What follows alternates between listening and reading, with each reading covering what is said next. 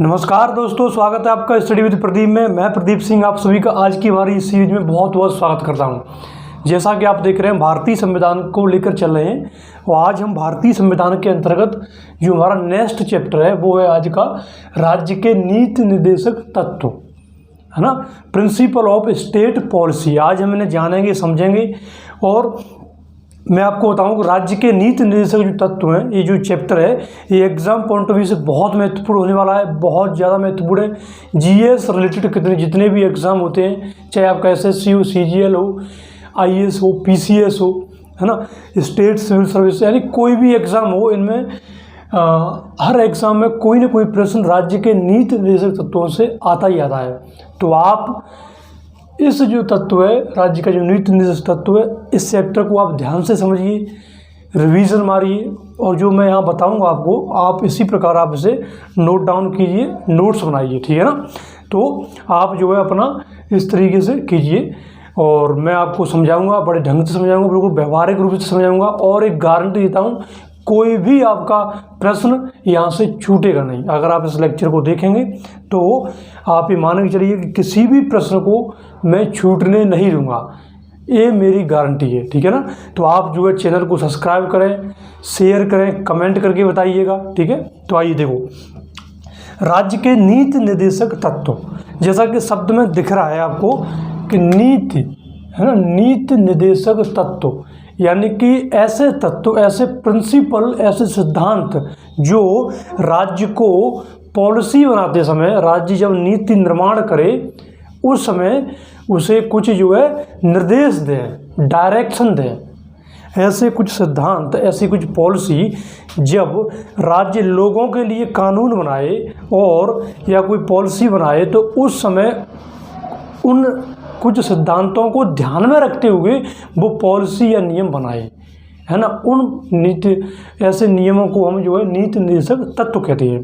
देखो हुआ क्या, मैं आपको बताऊं, जो भारतीय संविधान के संवैधानिक सलाहकार थे BN राव, मैंने आपको बताया था भारतीय संविधान के संवैधानिक सलाहकार थे।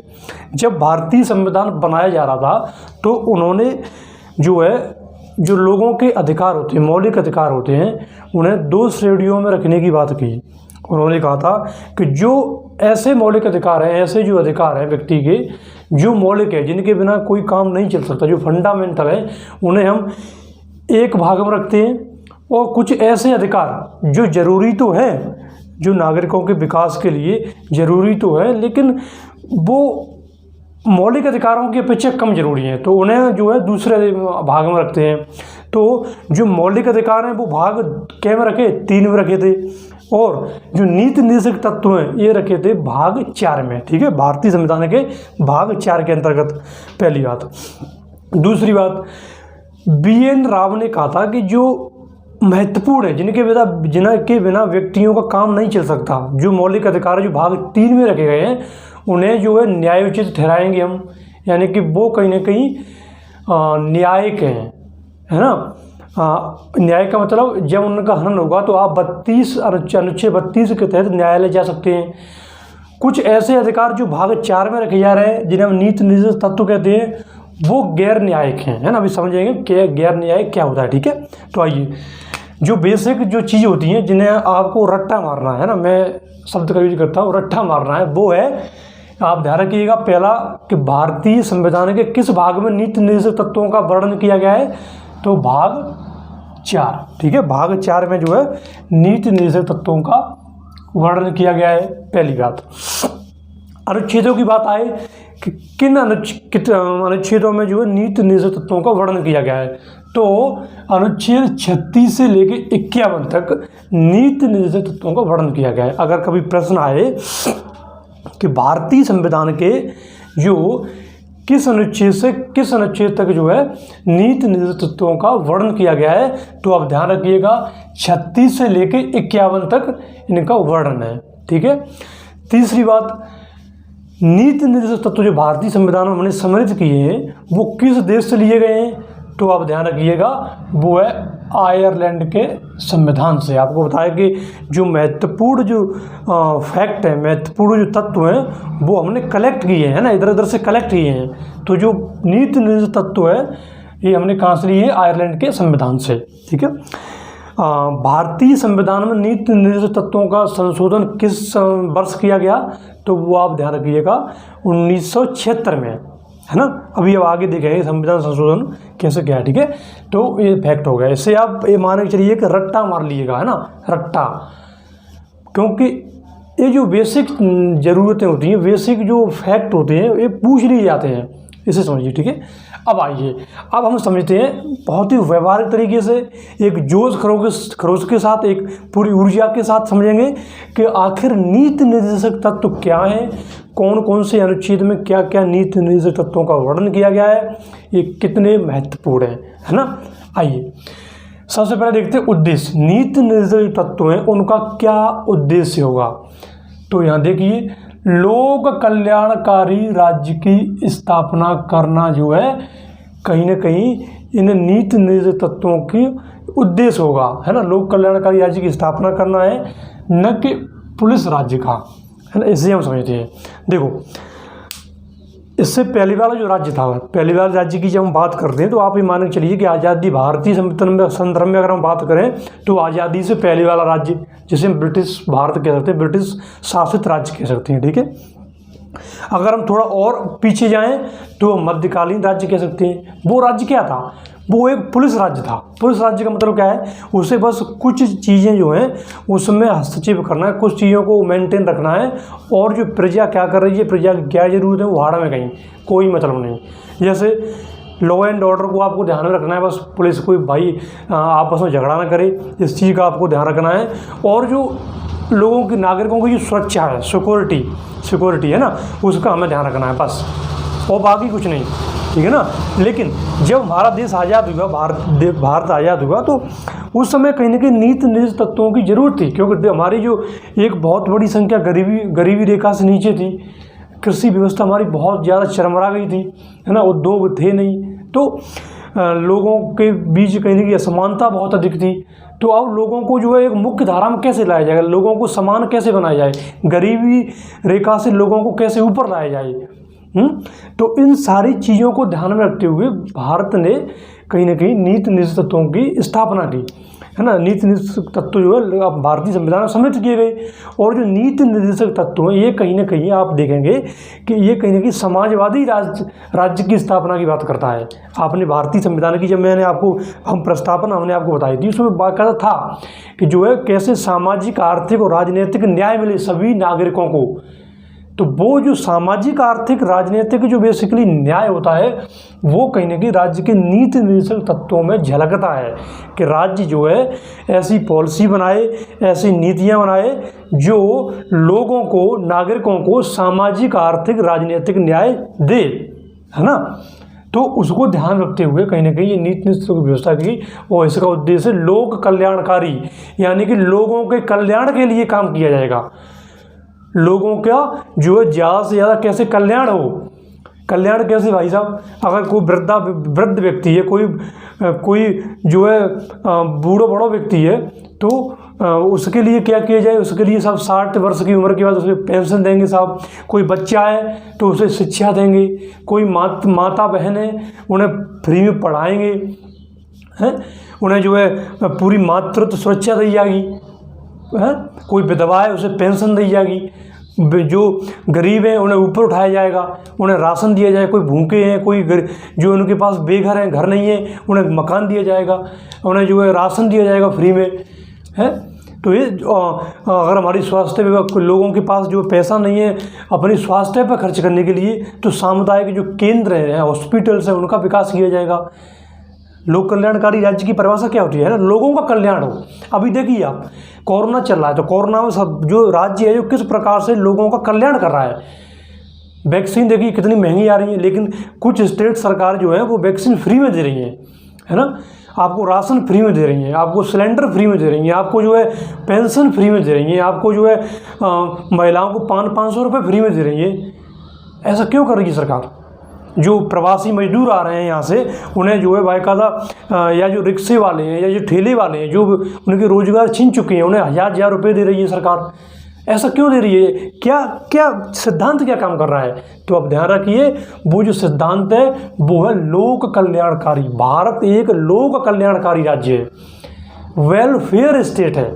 और भाई सीधी सी बात है, वेलफेयर स्टेट है, इसलिए हमें लोगों के कल्याण के लिए ये सारी की सारी नीति चलानी पड़ेंगी, ऑटोमेटिक रूप से चलानी पड़ेगी, है ना। तो ये देखिए, तो इस प्रकार से इसकी जो है बात कही गई, ठीक है, लोक कल्याणकारी राज्य है। अब आइए, अब हम एक एक अनुच्छेद को देखेंगे और एक एक अनुच्छेद को एक्सप्लेन करेंगे, है ना, मज़ेदार तरीके से, जिसके आपके दिमाग में बैठ जाए एकदम मस्त तरीक़ा से। आइए, अनुच्छेद 36 से 51 तक मैंने आपको बताया, है ना, लोक इनकी व्यवस्था की जो नीति निधि तत्वों की। तो अनुच्छेद 36 क्या कहता है? अनुच्छेद 36 जो है वो राज्य की परिभाषा बताता है कि भाई साहब जो नीति निर्देशक तत्व जो लागू करेगा वो को है। तो को है वो अनुच्छेद 36 में बताओ तो है कि देखो, जो राज्य की जो संस्थाएं हैगी, संस्थाएं कौन सी हैगी? आपकी कार्यपालिका हो गई, सरकार, विधायिका होगी साहब, और जो विभाग है और जो संस्थाएं जो राज्य से रिलेटेड है, वो सारे की सारी राज्य के अंतर्गत आएंगी, वो राज्य की परिभाषा में आएंगी, है ना। तो वो कहीं ना कहीं नीति निर्देशक तत्वों को फॉलो करेंगे, ठीक है। ये हो गया अनुच्छेद 36। तो अनुच्छेद 36 और अनुच्छेद जो है कौन सा, मैंने आपको बताया था, ध्यान कीजिए आप, अनुच्छेद 12 और अनुच्छेद 36, ये दो ऐसे अनुच्छेद हैं जो भारतीय संविधान के अंतर्गत राज्य का परिभाषा देते हैं, राज्य की परिभाषा देते हैं, ठीक है ना। अब आइए, अनुच्छेद 36 क्या कहता है भैया?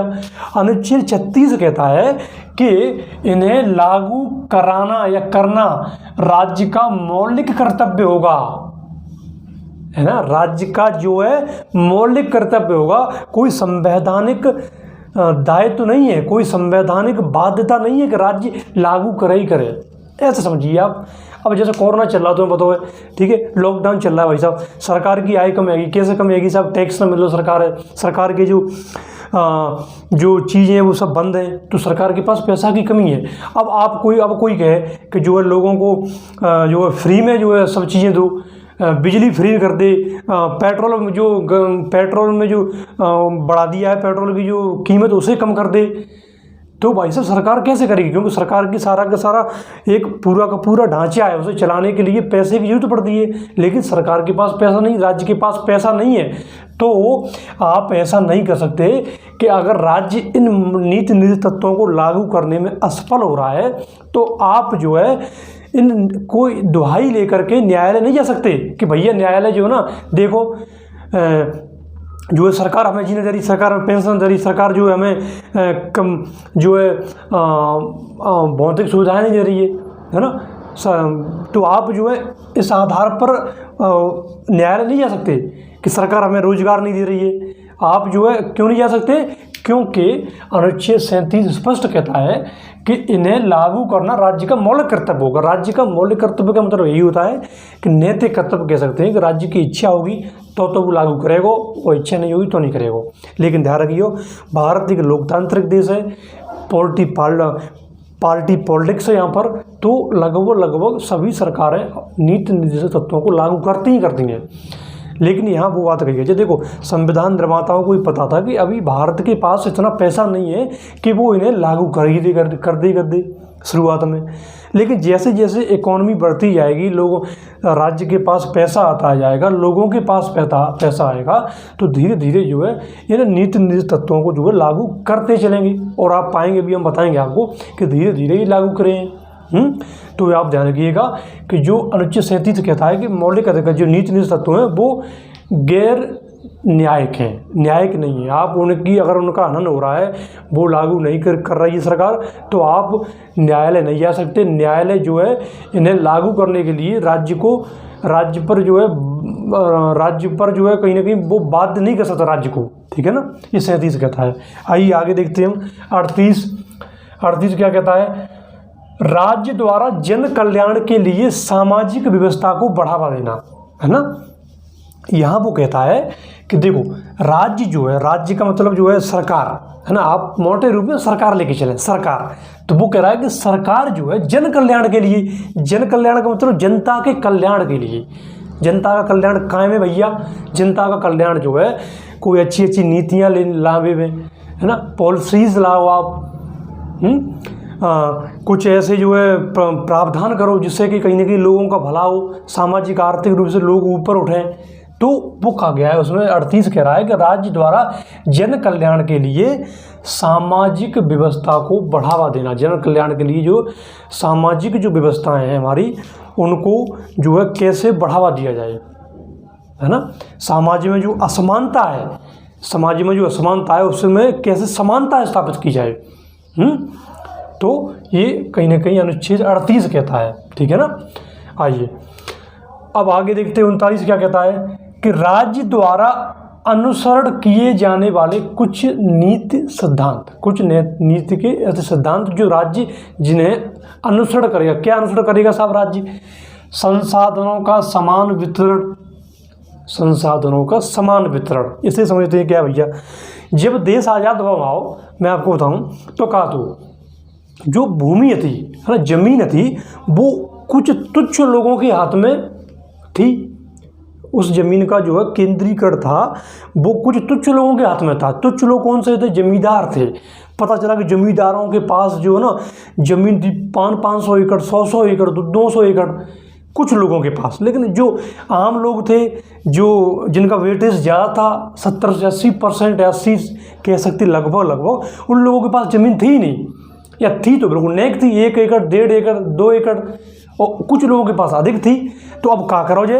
तो आप ध्यान रखिएगा कि राज्य ने इस नीति सिद्धांत को फॉलो किया। इंदिरा गांधी ने जो है जमींदारी जो प्रथा थी वो बिल्कुल ख़त्म कर दी। ज़मीन जो थी वो लोगों में बांट दी।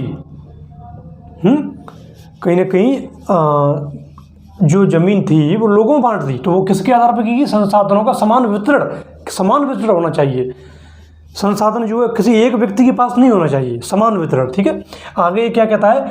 पुरुषों और स्त्रियों को समान कार्य के लिए समान वेतन। भैया क्या होता है? पुरुष जो है ना, क्योंकि ये मानसिकता चली आ रही है कि जो औरत जो है काम कम करती है, बेचारी कम पैसा दे दो, 100-200 रुपये दगाए दो। पुरुष जो ज़्यादा कड़क हो तो हष्ट पुष्ट होता है, तो भाई जो ज़्यादा रुपये दो, 500 रुपये झाड़ी दो कम से कम देने की। ये मानसिकता है साली, ये मानसिकता नहीं आती। लेकिन एक चीज़ हमें समझ नहीं आती कि महिलाएं कितना काम करती हैं यार। अब जरा घर में एक बात मानिए आप, मैं आपसे ना, मैं कोई प्रवचन नहीं दे रहा आपसे, ना ही मैं कोई कुछ ऐसा नहीं कह रहा। आप एक दिन, सिर्फ एक दिन आप अपने जो घर में जा करेंगे ना, आपकी माता हो, बहन हो, या भाभी हो, या आपकी पत्नी हो, उन्हें आप एक दिन जा करके आप ध्यान से ऑब्जर्व करें, आप समझें और समझकर आप देखें उनकी जो एक्टिविटीज़ होती हैं सुबह से लेकर शाम तक, उन्हें आप देखें। फिर आप सोचना कि महिलाएं जो है काम कितना करती हैं, है ना। हम क्या करते हैं? कुछ नहीं यार, काम करते हैं कुछ नहीं, पुरुष ज़्यादा काम करते हैं। ये मानसिकता चली जा रही है ना, तो ये बदलनी पड़ेगी। देखो यहाँ क्या कहा गया है, राज्य को निर्देश दिया गया है, राज्य से कहा गया है कि हे राज्य, तू जो है ऐसे नियम बना, ऐसे कानून बना, किस लिए? ताकि जो है स्त्रियां और पुरुषों को जो है समान काम के लिए समान वेतन हो जाए। अगर कोई स्त्री जो है पुरुष दोनों अगर कोई एक काम कर रहे हैं, जैसे सपोज दैट कोई खेती में काम कर रहे हैं, फसल काट रहे हैं, तो उसे समान वेतन दिया जाए। अगर बेंदारी कर रहे हैं, है ना, बेंदार मजदूर हैं, तो उन्हें समान वेतन दिया जाए।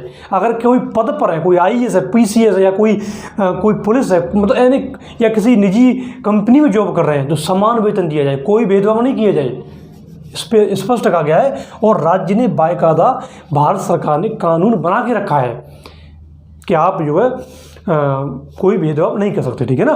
तो याद देखिए, स्त्रियों पुरुषों को समान कार्य के लिए समान वेतन। और धन के केंद्रीकरण पर रोक। धन के केंद्रीकरण पर रोक का मतलब क्या है कि धन भाई कोई एक व्यक्ति के हाथ में ना जाए। आप रिपोर्ट देखते होंगे, है ना, मैं भी देखता हूँ रिपोर्ट, आप भी देखना कभी कभी, तो आप देखते होंगे कि लगभग भारत का जो पैसा धन है, वो टोटल जो धन है हमारा लगभग 80% धन जो है वो 1 या 2% लोगों के पास है, और बाकी का जो धन है वो पता चला कि 99-98% लोगों के पास है। रिपोर्ट्स आने लगी हैं। जो पूंजीवाद की जो बात चली थी उस समय पूंजीवाद एक विकास का माध्यम था कि विकास होगा, लेकिन आज इसका फेलियर दिख रही है, फेलियर स्पष्ट दिख रही है। क्यों साहब? क्योंकि आज आप देखेंगे कि बाकायदा जो है धन के केंद्रीकरण हो रहा है। कुछ लोग धनी हो गए हैं और कुछ लोग जो पैसे वाले हो गए हैं। ऐसा क्यों? क्योंकि ऐसा इसलिए क्योंकि कुछ ऐसी पॉलिसीज़ आई सरकार के द्वारा जिससे ये हुआ। लेकिन यहाँ धन के केंद्रीकरण पर रोक लगाई जो कहा गया है कि आप कुछ ऐसी पॉलिसी बनाएं कि धन जो है समान वितरण हो, कुछ लोगों के पास ना हो। तो सरकार ने बाकायदा इस पर नीति बना दी। जैसे आप देखते होंगे कि जो पैसे वाले व्यक्ति होंगे उन पर टैक्स लिया जाएगा, और जो गरीब होंगे उन्हें जो पैसा दिया जाएगा। और तो इस प्रकार से कहीं ना कहीं धन के केंद्रीकरण पर रोक की बात कही जाए। ठीक है, 40 देखिए ग्राम पंचायतों का गठन, ग्राम पंचायतों के गठन की बात कही गई भाई। अनुच्छेद 40 कहता है कि भाई जो है राज्य जो है ग्राम पंचायतों के गठन करे, ये निर्देश दिया गया है। तो आप देख लीजिए 1993 में 73वां और 74वां संविधान संशोधन अधिनियम के तहत ग्राम पंचायतों को बाकायदा गठन किया गया, त्रिस्तरीय व्यवस्था जिसे हम कहते हैं।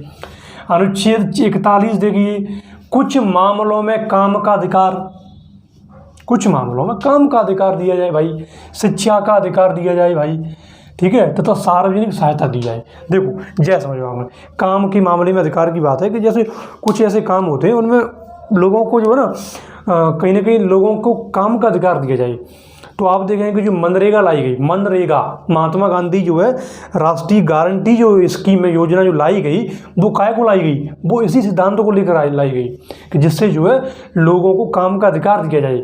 तो आप देखिए कि जो ग्रामीण लेवल में जो मनरेगा चल रही है, कुछ शहरी क्षेत्रों में कुछ योजनाएं चल रही हैं, वो बाकायदा लोगों को काम का अधिकार देते हैं। ठीक है, शिक्षा का अधिकार, शिक्षा के अधिकार की बात करी गई है। आप देखिए जो अभी हम एक है शिक्षा के अधिकार की बात है कि जो है शिक्षा जो है वो एक अधिकार होना चाहिए। अब लेकिन आप देखिए जब देश आज़ाद हुआ तो उस समय शिक्षा के अधिकार की बात करी गई कि शिक्षा ये सिद्धांत लागू किया गया। तो उस समय देश के पास पैसा नहीं था, जब पैसा नहीं था सरकार के पास तो उसने शिक्षा के अधिकार को लागू नहीं किया। लेकिन जब पैसा हो गया तो बाकायदा लागू किया गया। प्राथमिक शिक्षा देख लीजिए, सब पढ़ें सब बढ़ें, ये सिद्धांत लाया गया। तो बाकायदा शिक्षा से रिलेटेड अधिनियम पास किया गया और शिक्षा का अधिकार दिया गया कि जो है कोई भी व्यक्ति जो है अशिक्षित न रह जाए। ठीक है, तो मैंने क्या कहा, जैसे जैसे राज्य के पास पैसा बढ़ता गया तो ये सारे के सारे नीति निर्देशित तत्व जो है लागू करते चले गए सरकार। ठीक है, सार्वजनिक सहायता मैंने अभी आपको बताया, जैसे कि जो है विधवाओं को पेंशन देना, वृद्धों को पेंशन देना, बच्चों को जो है कुछ स्पेशल रियायतें देना, महिलाओं को कुछ रियायतें देना, जो जनजातीय लोग हैं या जो हमारे जो अनुसूचित जाति के लोग हैं उन्हें कुछ सहायता देना। कभी कोई आपदा आ जाए, आप देख लीजिए कितनी बड़ी आपदा आती है ना, कभी जो है भूकंप आ जाए, कभी जो है सुनामी आ जाए, तो उस समय लोगों को कैसे राहत देनी है। तो राशन देना, स्वास्थ्य की जो है स्कीम लाना, ये सब क्या है, ये सारी की सारी चीज़ें आ जाती है सार्वजनिक सहायता के अंतर्गत। सरकार ऐसा करती है। और सार्वजनिक सहायता में आप देख सकते हैं कि जो है सरकार कानूनी सहायता भी देती है। अगर कोई मुकदमा लड़ना चाहता है, उसके पास पैसा नहीं है, तो वो वकील जो है सरकारी वकील उसका मुकदमा लड़ेगा। तो ये सार्वजनिक सहायता देना होगा। ठीक है, 42 देखिए, 42 क्या कहता है, 42 कहता है न्यायोचित एवं मानवीय कार्य दशाओं तथा मातृत्व सहायता के लिए प्रावधान। यहाँ जो बात कही है वो बेसिकली महिलाओं से रिलेटेड कही है। जैसे अगर कोई महिला गर्भवती हो रही है ना, तो उन्हें यहाँ कहा गया है कि उन्हें कुछ स्पेशल सहायता देना। और क्योंकि वो महिला गर्भवती है या कोई व्यक्ति जो कोई किसी कंपनी में काम कर रहा है या कोई सरकारी डिपार्टमेंट में काम कर रहा है, अगर वो किसी कुछ वजह से अनुपस्थित हो रहा है तो आप उसे सहायता दीजिए। जैसे महिलाएं जो हैं, अगर कोई माँ जो है गर्भवती हो रही है, ठीक है ना, तो जब गर्भवती होती है तो ऐसा नहीं है कि आप उसकी तनख्वाह काट देंगे। आप देख लीजिए सरकार किस तरीके से बाकायदा उन्हें कुछ हफ्ते की छुट्टी देती है। तो आप जो उसकी तनख्वाह काट नहीं सकते, आप जो उस पर अमानवीय व्यवहार नहीं कर सकते। तो उसके लिए कहीं ना कहीं निर्देश दिया गया। अब देख लीजिए राज्य ने वो लागू किया है मातृत्व सहायता बाकायदा। देख लीजिए जब कोई माता हमारी गर्भवती होती है तो उसे किस प्रकार से एम्बुलेंस लेने जाती है, फिर उसे वो तो करने जाती है, है ना, छोड़ने जाती हैं। और उसके बाद आप देखिए कि जब माता कोई बच्ची को जन्म देती है तो सरकार उसका ख्याल रखती है आंगनबाड़ी के माध्यम से, आशा कार्यकर्ताओं के माध्यम से। आप बिल्कुल गांव के लेवल पर देखिए सारी की सारी व्यवस्थाएं चल रही हैं। फिर उन्हें उनके जो फूड है, खाना से रिलेटेड जो भी उन्हें पौष्टिक भोजन की जरूरत पड़ती है वो सरकार देती है, टीके लगवाती है सरकार, उसके बच्चे का ख्याल रखती है सरकार। तो कर रही है ना। मैंने क्या कहा, राज्य धीरे धीरे प्रोग्रेस कर रहा है। राज्य जो है धीरे धीरे एक तरीके से इन सारी चीज़ों को लागू कर रहा है, नीति निर्देश तत्वों को लागू कर रहा है। लेकिन वही बात है कि जैसे जैसे पैसा आता जाएगा लोगों के पास, वो सरकार के पास पैसा आता जाएगा तो वो अपने आप लागू करता जाएगा। धीरे धीरे हो रहा है ऐसा काम, है ना। तो ये हो गया कौन सा हमारा अनुच्छेद 42, ठीक है। अब देखिए अनुच्छेद 43 क्या कहता है। अनुच्छेद 43 जो है वो कहता है ग्रामीण क्षेत्रों में कुटीर उद्योगों को, व्यक्तिगत उद्योगों को, सहकारी उद्योगों को प्रोत्साहन देना। देखो ग्रामीण क्षेत्रों में मैंने क्या कहा आपसे, ग्रामीण क्षेत्रों में कैसे विकास हो, ग्रामीण क्षेत्रों के जो लोग हैं उन्हें कैसे रोजगार मिले और धन का केंद्रीकरण हो, धन जो है लोगों को समान तरीके से उसका बंटवारा हो। तो ऐसा कब होगा, ऐसा तब होगा जब सरकार की कोई पॉलिसी ऐसी हो जो ऐसा करे। अब ज़्यादा अगर मल्टीनेशनल कंपनीज बन जाएंगी या कोई ज़्यादा बड़ी बड़ी कंपनीज या फैक्ट्रीज़ की उससे स्थापना हो जाएगी तो फिर आप सीधी सी बात है धन का केंद्रीकरण होगा ही होगा। तो उसको ध्यान में रखते हुए सरकार ने जो है सरकार को एक निर्देश दिया जा रहा है। क्या निर्देश दिया जा रहा है कि जो है आप जो ग्रामीण क्षेत्रों में कुटीर उद्योगों की स्थापना करो साहब, छोटे छोटे उद्योगों की स्थापना करो। अब बातें कहा हो उससे होगा ये कि जो एक तो लोगों को अपने स्तर पर रोजगार मिल जाएगा, जो रोजगार मिल जाएगा तो उनकी आय ऊपर हो जाएगी, तो गरीबी रेखा से ऊपर उठेंगे वो लोग, और धन का केंद्रीकरण भी नहीं होगा। तो इसलिए आप जो है कुटीर उद्योगों की स्थापना करो। अगर कोई व्यक्तिगत उद्योग लगाना चाहता है तो उसकी स्थापना करने के लिए आप धन दीजिए। अगर कोई सहकारी उद्योगों के तहत काम करना चाह रहा है तो आप बाकायदा सहकारी उद्योगों को प्रोत्साहन दें। सरकार ऐसा कर रही है। सहकारिता के सिद्धांत के आधार पर सरकार ने बहुत सारी नीतियाँ लेके आई है, बहुत सारे काम कर रही है। MSME सेक्टर हो गया, देख लीजिए, लघु एवं कुटीर उद्योगों के लिए सरकार स्पेशल काम कर रही है और इसके लिए तो बाकायदा अलग से मंत्रालय की स्थापना की गई है। ऐसा क्यों? क्योंकि कहीं ना कहीं सामाजिक समानता स्थापित की जाए। और नीति निर्देश तत्वों का जो उद्देश्य है वो क्या है, राजनीतिक लोकतंत्र की जो स्थापना होती है वो मौलिक अधिकार करते हैं, लेकिन सामाजिक लोकतंत्र की स्थापना ये हमारे नीति निर्देशक तत्व कर रहे हैं। सामाजिक और आर्थिक लोकतंत्र। ऐसा नहीं है कि समाज में कुछ लोग ऊंचे हैं, कुछ लोगों की जो प्रतिष्ठा है वो ऊंची है, और आर्थिक लिहाज से कुछ लोग बहुत धनी हैं, कुछ लोग और बिल्कुल गरीब हैं। ऐसा ना हो, तो उसी को कहीं ना कहीं ध्यान रखते हुए सामाजिक और आर्थिक लोकतंत्र की स्थापना करने का ये प्रयास कर रहे हैं, ठीक है। अनुच्छेद 44 देख लीजिए, नागरिकों के लिए समान नागरिक संहिता की बात कर रहा है। देखो सभी लोग समान हैं, और जो सभी लोग एक ही देश में रह रहे हैं, एक ही संविधान मान रहे हैं, तो भाई साहब सभी नागरिकों के लिए कुछ समान नागरिक संहिता भी समान होनी चाहिए। क्यों अलग होनी चाहिए? पता चला कि कोई इस्लाम धर्म का है तो उसकी जो कुछ संहिताएँ वो अलग हैं, हिंदू धर्म का है तो उसके लिए अलग है। ऐसा क्यों भैया? एक ही होना चाहिए। सरकार देखो उस पर काम कर रही है। गोवा सरकार बाकायदा गोवा में जो है समान नागरिक जो सिविल कोड है वो लागू है, लेकिन भारत सरकार भी इस पर काम कर रही है। और जब ये लागू हो जाएगा तो क्या होगा, तो इसका बहुत बड़ा इम्पैक्ट पड़ेगा। फिर क्या होगा कि जो है सभी नियम कानून सभी लोगों के लिए समान होंगे। अभी क्या है, कोई मुस्लिम व्यक्ति है 2-3 की शादी कर सकते हैं साहब, हिंदू है वो एक ही शादी कर सकते हैं। यहाँ जो है हिंदुओं में जो दहेज प्रथा है, दहेज से रिलेटेड जो कानून वो अलग है, मुस्लिमों में अलग है। तो क्या है, अभी होता क्या है कि जैसे अगर कोई हिंदू है और उसकी शादी है वो हो चुकी है, ठीक है, और वो दूसरी शादी कोई अच्छी कोई लड़की उसे पसंद आ गई तो वो दूसरी शादी करना चाह रहा है, तो वो कैसे करेगा? पता चला कि मुस्लिम धर्म अपना लेता है। धर्मेंद्र देख लीजिए, धर्मेंद्र ने, हमारे जो एक्टर जो धर्मेंद्र हैं, धर्मेंद्र जी, उन्होंने क्या किया है ना, हेमा मालिनी पसंद आ गई उन्होंने, तो हेमा मालिनी से शादी करने के लिए उन्होंने बाकायदा इस्लाम धर्म अपना लिया। क्यों? क्योंकि वहाँ उन्हें दिख रहा है कि जब हम इसे अपनाएंगे तो ऐसा हम कर सकते हैं। तो ऐसा क्यों होना चाहिए? होना नहीं चाहिए। आप खुद बताइए, कमेंट करके बताइएगा। क्या एक देश में, हमारा देश संविधान एक है, नागरिकता एक है ना, राष्ट्रीयता हमारी एक है, मौलिक अधिकार हमें समान रूप से दिए गए हैं, सब कुछ हमें समान रूप से दिया गया है। तो फिर ये जो कुछ नियम कानून है वो समान नहीं होनी चाहिए? तो यूनिफॉर्म जो सिविल कोड की बात हो रही है वो आना चाहिए नहीं आना चाहिए? आप बताइए, आना चाहिए ना।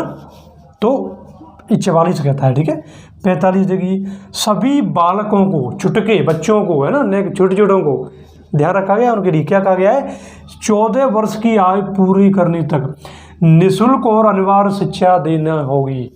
निःशुल्क एवं अनिवार्य शिक्षा देनी होगी भैया। कौन देनी होगी? सभी बालकों को, छुटकों को। क्यों देनी होगी? क्योंकि छुटके हैं ना, ये छोटे छोटे, यही देश का भविष्य होते हैं। तो अगर इनकी ज़िंदगी बर्बाद कर दी 14 वर्ष से पहले, अगर इनकी ज़िंदगी बनते हैं और बिगड़ते हैं, और बच्चों की ज़िंदगी बर्बाद होगी तो देश की ज़िंदगी बर्बाद होगी। तो इसलिए बाकायदा निर्देश दिया गया है कि आप जो है बच्चों को निःशुल्क और अनिवार्य शिक्षा दें। पहले राज्य के पास पैसा नहीं था, लेकिन बाद के समय में राज्य के पास पैसा आया, और जब पैसा आया तो बाकायदा राज्य ने जो है अनिवार्य शिक्षा देने का प्रावधान किया। आप देख लीजिए, सभी गांव में आपको प्राथमिक विद्यालय मिल जाएंगे, सरकारी विद्यालय मिल जाएंगे। क्यों मिल जाएंगे वो? क्योंकि वो इसी सिद्धांत के तहत अनिवार्य शिक्षा दी गई, बिल्कुल फ्री में शिक्षा दी गई। और क्यों? क्योंकि जो और किन को दी जा रही थी? 14 वर्ष के बच्चों को। लेकिन आज आप देखिएगा, एक्चुअली होता क्या है ना हमारे यहाँ यार, एक चीज़ बड़ा दुख होता है, आप ये देखते होंगे, संसाधनों की कमी नहीं है भारत के पास, नीतियों की कमी नहीं है भारत के पास, लेकिन ससुरा इम्प्लीमेंटेशन की कमी होती है। ये ना, इसको देख कर मेरा मूड खराब होता है बहुत ज़्यादा। अब देखो, सभी बालकों को बाकायदा शिक्षा दी गई है, सरकार ने बिल्डिंग बना दी है ना, पूरा का पूरा स्टाफ है वहाँ पर, लेकिन पढ़ाई होती है? आप बताइए। हमारे गांव से अगर मैं अपनी गांव की बात बताऊँ आपको, तो हमारे गांव का जो विद्यालय है, प्राथमिक विद्यालय, उसमें कोई पढ़ने नहीं आता। सभी जो है ना प्राइवेट विद्यालय में पढ़ने आते हैं, बहुत मोटी मोटी फीस देते हैं, है ना, वो वहाँ पढ़ाई करने आ रहे हैं वो। तो ऐसा क्यों है? क्योंकि वहाँ स्टाफ की कमी है, संसाधन नहीं मिल पा रहे ढंग से, और पता चला कि जो मास्टर नहीं हो, जो मास्टर है वो पढ़ाने नहीं आ रहे हैं। तो इसका इम्पैक्ट जो है कहीं ना कहीं शिक्षा पर पड़ रहा है। तो सरकार का जो उद्देश्य है वो तो हो ही नहीं पा रहा है पूरा। बिल्डिंग्स बना रही सरकार फ्री, कितना पैसा वेस्टेज हो रहा है। जो वहाँ टीचर रखे हुए हैं उनको कितना पैसा दिया जा रहा है, वो क्या कर रहे हैं? वो डबल झाड़ी मार रहे हैं। डबल कैसे भैया? कोई दूसरे काम में लगे हैं और यहाँ वो तनख्वाह पा रहा हुआ है। ऐसा हो रहा है, रियल में हो रहा है यार। तो कहीं ना कहीं ऐसी चीज़ें जो है सरकार को ये सोचनी पड़ेगी। हम लोगों को भी जिम्मेदारी होती है, हम बच्चों को ले जाएँ, बच्चों को ले ही नहीं जा रहे हैं वहाँ पर, तो ले जाए ना, तो बच्चे हमारे पढ़ें। तो देखो, ये हो गया अनुच्छेद 45, ठीक है। अभी अनुच्छेद रह गया, अभी कुछ अनुच्छेद और बचे हैं, और जो है किस प्रकार से जो है संविधान संशोधन किया गया था, उसमें कुछ अनुच्छेद जोड़े गए, उन्हें भी हम देखेंगे, ठीक है ना।